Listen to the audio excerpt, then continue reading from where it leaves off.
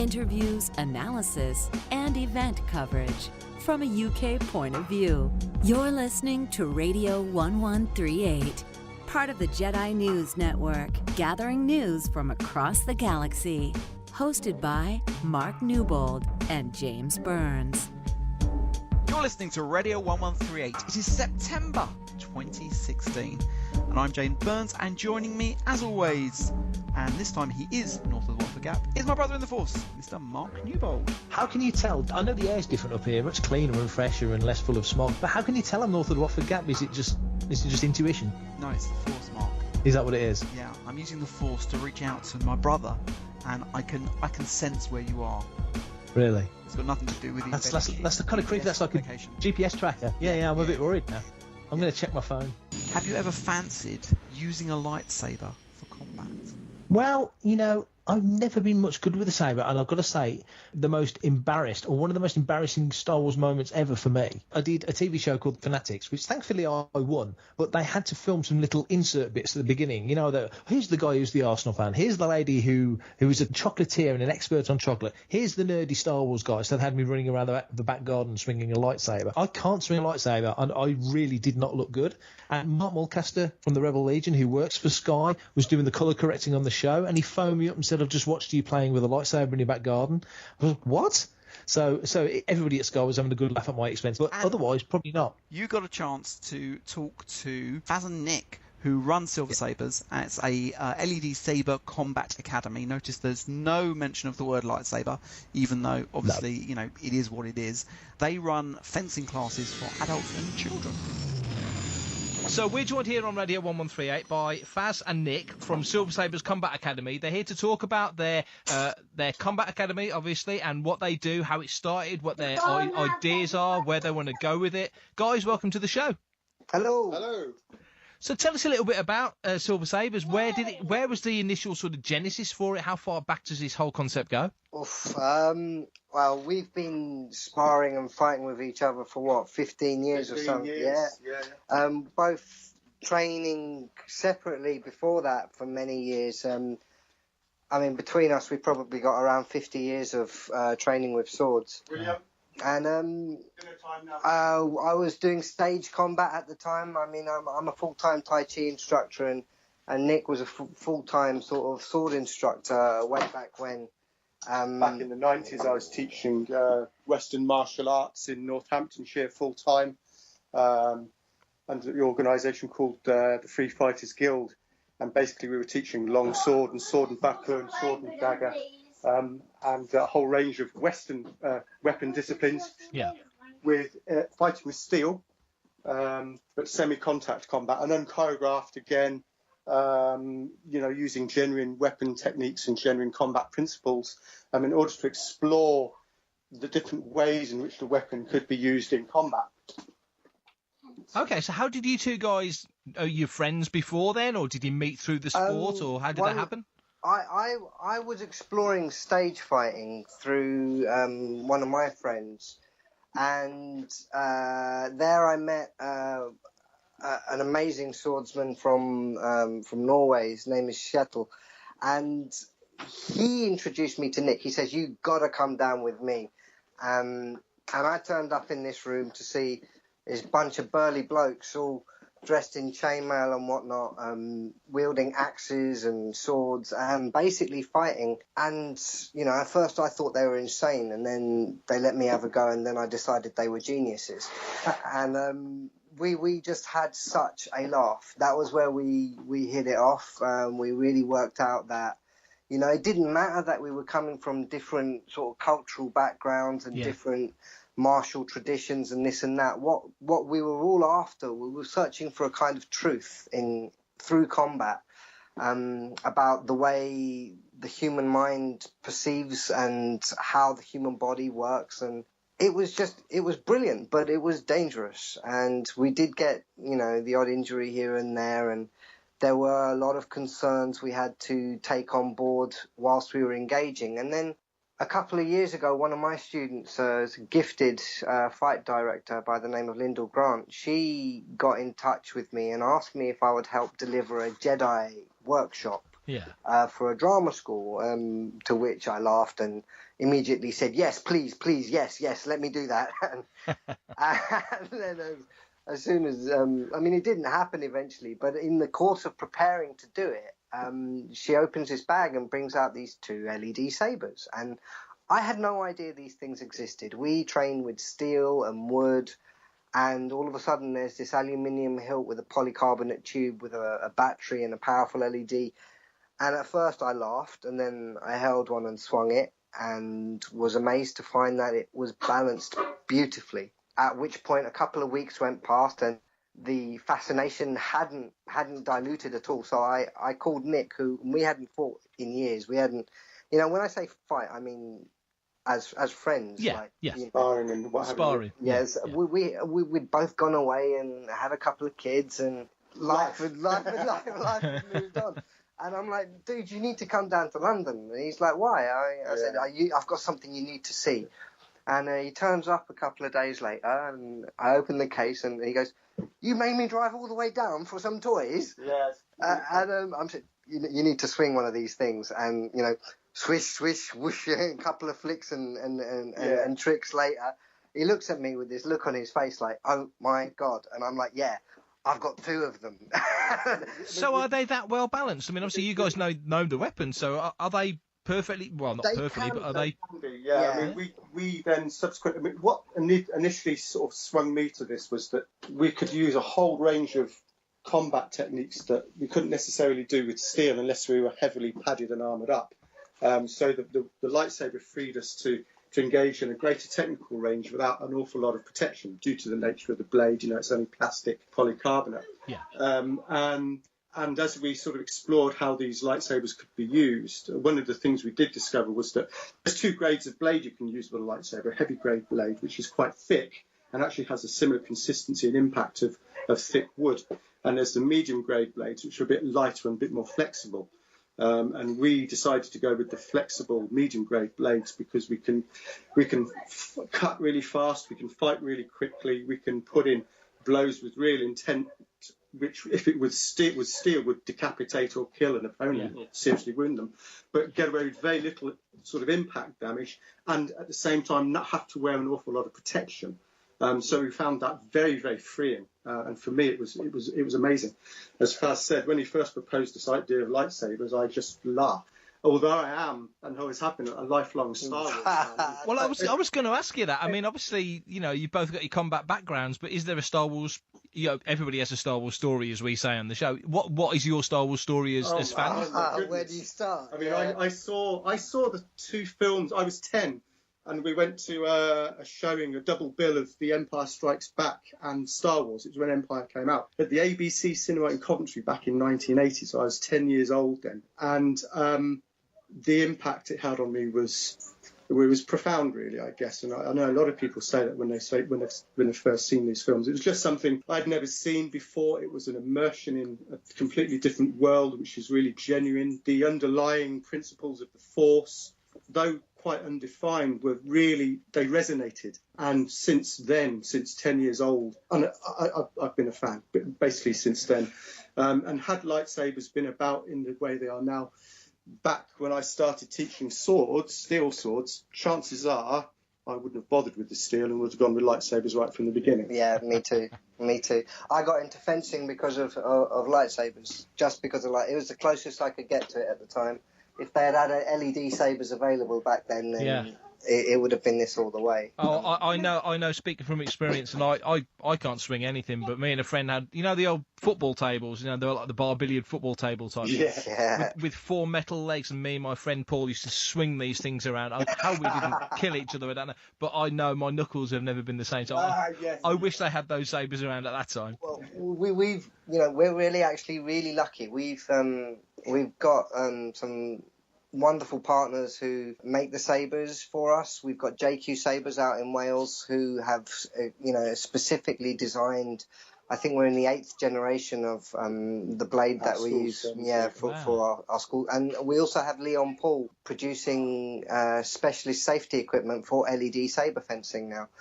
So, get yourself a nice pair of gloves, get yourself into class. You won't mash your hands up again, and we'll teach you how to parry properly, so you won't put your hands. That would be good. Yeah, that's it.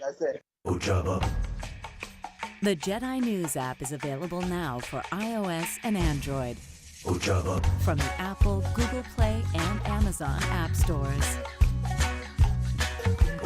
All the latest breaking news, podcasts, videos, and social media posts from Team Jedi News.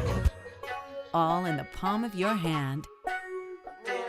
The Jedi News Network. Gathering news from across the galaxy. Now tell us a bit more about Silver Sabres itself. Today, where are we today? What would entice a Star Wars fan who fancies a bit of combat sparring to come to Silver Sabres Combat Academy? Well, we appeal on. We'd like to believe that we appeal on many different levels. I mean, for a start, we encourage people to turn up in costume. Yeah, we embrace that aspect. We don't mind at all. I mean, if it's too heavy for you to move in, that's your own problem. But I mean, as long as you're safe, you can wear makeup, you can wear lenses, you can come in full costume.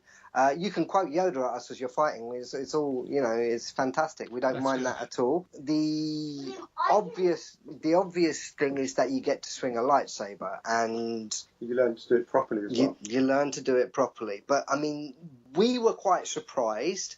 Is that a lot of people turn up initially because they want to play with lightsabers, but the reason that a lot of them are staying with the class and persisting in a much longer course of study is because they never expected to love martial arts the way that we do. They quickly realise that they're learning a martial art. They're learning something deeper. The lightsabers gives them this introduction to the martial practice, and then they stay on for the journey that the martial practice gives them. But at the same time, they can express themselves through the lightsaber. They can express themselves through their costume as well. They can fight in any particular way they like. We don't have particular styles. The system embraces all styles and manners of combat. So it's a very sort of expressionate activity and pastime, as well as being incredibly physically demanding and mentally demanding as well. It appeals to all of these parts of the body and a person's makeup. So you're getting the best of sort of all aspects of training when you're doing this. Yeah, I was going to say, it sounds like it's nourishment for the brain, because obviously you've got to think and learn and take That's things right. in. Yep. It's great physical activity as well. Yes, indeed, yeah. So where's your ultimate, I mean, not that there's ever an end game that you want to get to, because then where do you go from there? But where do you want to take this next? Because obviously it's progressing. So far, again, the same gentleman, Tim Klotz, who introduced me to Nick in the first place, actually, when he found out what we were doing and he saw the children's classes, originally I was just teaching regular Tai Chi classes, but some of the kids, they couldn't concentrate.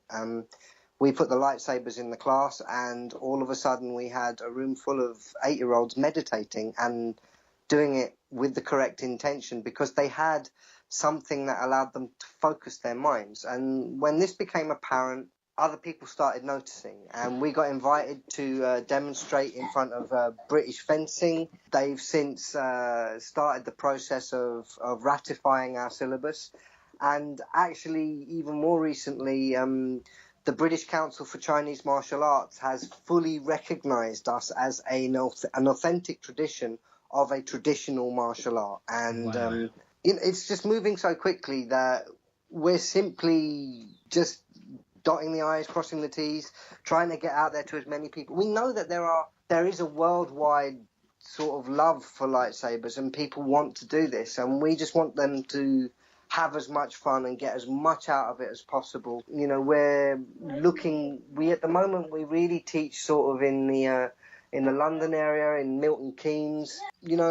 As we find more and more coaches who can demonstrate the appropriate attitude and technical skills, we'll just take this wherever people want to go with it. We've got interests from the continent. I guess that's why we're talking to you, really, Mark. Yeah. Yeah, what I was going to say, I mean, it feels like the kind of project that could go international, that could have other organisations in other countries doing their own tournaments or training or teachings or whatever, and it could all come into like a global group. Is that where you would like it to go? Yeah, I think ideally, yes, it would be great to have international tournament structure where different lightsaber schools and academies could come together and partake. I mean, one of our goals, and we're developing this at the moment, is to have a tournament format for our fighters to be able to compete. At this stage, it would be sort of a national level within Silver Sabres schools in different locations.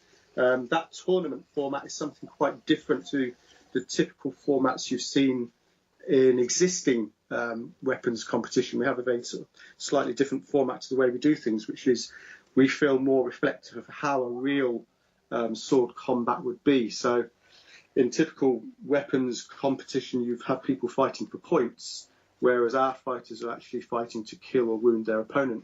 Yeah. That being the case, when a blow has been delivered, if it's not of a mortal type, i.e. a head blow or blow to the torso, the fight continues. There's no breaking the fight. They come back in and start again to score another point. The fight continues until one person has been mortally wounded, and that's the point at which the fight finishes. So a fight could be over in a matter of seconds. If somebody comes in and delivers a head blow which isn't defended by their opponent, the fight could be done in seconds, which is what you would find in reality. Yeah. And what that does is that introduces what I call the mortality reality to the activity, where if you're engaged in the competition, you're not necessarily going to be prepared to stand and trade blows in order to get points, because you know that you could be dead and out of the fight very, very quickly. So it brings in this sense of danger and sort of sudden death element to the competition. So we're working on that at the moment, that format, and developing that. Hopefully we'll be able to showcase that in a few months' time. As well, of course, getting more regional schools going for adult participation and child participation. And we're interested in approaching schools and trying to get this in schools as well. Because, as Faz indicated, surprisingly, you put a lightsaber in a child's hand, and after that initial flush of excitement, they actually settle down and focus on the activity you want them to do, as opposed to run around like lunatics and difficult to, it's like herding cats sometimes with children. But you give them a lightsaber and it has the opposite effect. It's actually quite amazing. You know, we did demonstrations here in Milton Keynes where we had, as Faz says, we have children sitting down and meditating for a few minutes before the activity, and the parents are agog to see their children sitting quiet for 3 or 4 minutes, just breathing before they partake in the physical activity. So yeah, there's several areas where we'd like to see this develop and plan to develop it in education at a school level and a university level, and of course out in the private sector for adults and people who want to come to classes organised by Silver Sabres in their area. Well, I was going to say, it's wonderful to find something that kids enjoy that doesn't involve E-numbers, but you just mentioned the E-word education, and that's going to catch a lot of people's ears. So if that's something that can hook kids in and get, like you say, grab their attention. Absolutely. Get them involved and interested, it can't be a bad thing at all. Exactly. I mean, one of the ideas we had as well was for children to learn to actually build their own lightsaber, because the electronics and components in them on a basic lightsaber are actually quite straightforward. So you could run sessions where children will learn basic soldering techniques and basic electronic techniques, and they could, in the traditional Jedi tradition, build their own lightsabers and then use those in class. That's just one of the aspects where you can bolt on a very tangible educational aspect to the activity as well, as apart from just the martial activity and the well-being and the discipline that the child learns as a byproduct to the activity. Yeah. So there's lots and lots of potential with it. I mean, it's very exciting for us to have that particular angle and approach to what we're doing. And make their own costumes as exactly, well. make their own costumes. Design their own costumes. Yeah. You know? Yeah, I was going to say the freedom of expression within this framework is pretty broad, given that how big the Star Wars galaxy is, and kids' imaginations. Thank you so much for your time, guys. Please keep us informed with how this moves forward, because it's absolutely fascinating, and it's a British project as as we like. That's right. I think, Mark, the next stage is for you to come and have a class, frankly, a live broadcast, a lightsaber session. Good grief. Sabres. Wow. Yeah. Have you ever hit a scarecrow with a stick? Because that would be me. I will be the scarecrow. That's all right. I don't mind hitting scarecrows with sticks if you don't mind. No, I would love to do it, because it just sounds like great fun, and It is great fun. I like the vibe that's coming off the whole thing. So keep in touch. We will do that. I'm up Brilliant. for that. Okay, Mark. Absolutely. Well, No doubt we'll see you at the next convention. You will. Well, absolutely. Well, drop us a line, let us know, and we'll make sure we let people on the site know that you're going to be there, and we'll definitely catch up. I've always got the recorder with me, so we'll have a few words. That's great. Nice one. Excellent, Mark. Brilliant. Thanks a lot. Absolutely. All the very best. You're welcome. Cheers. So if you want to take part in one of Faz's and Nick's classes, then head over to www.silver-sabres, spelt JediNews.com. You can book a class, find an event that they're going to, and I think they're going to the next MCM London Expo. Yeah, they are going to be doing some stuff with MCM, so hopefully that will develop and possibly even bring them north of the Watford Gap in November to the next memorabilia. I don't know, that's not confirmed, but I will find out what I can, put it on Jedi News, and then fingers crossed we'll talk about it on the next episode. But we'll certainly have those guys on again because they were good fun.